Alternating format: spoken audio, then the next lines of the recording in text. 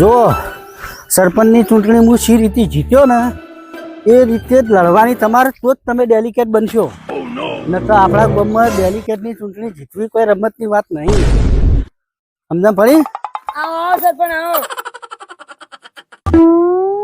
ઓમ ચૂંટણી લડાય.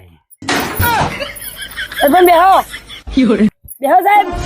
ના ના બેહો ડેલિકેટ બેહો.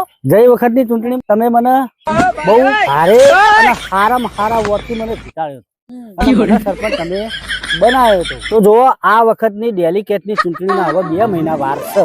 આપણા પક્ષ તરફથી આ ઉમેદવારને નક્કી કર્યા છે અરુણસિંહ, એટલે એને ડેલિકેટની ચૂંટણી લડવાના છે.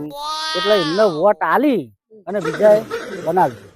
સરપંચ તમે તો ગામનું ખાઈ દેતા પણ તમે તો તમારો બીજો લાવ્યા. હવે તો 2 થયા તો નક્કી હવે ગોમ વેચી મારશો ખરા. સરપંચ આવું અપમાન સહન નહીં થતું. અલ્યા ડેલિકેટ બેહો ના નહીં દેવું. અલ્યા બેહો. આવી ગાળો ખાઈ ખાઈને તો હું સરપંચ થયો હું.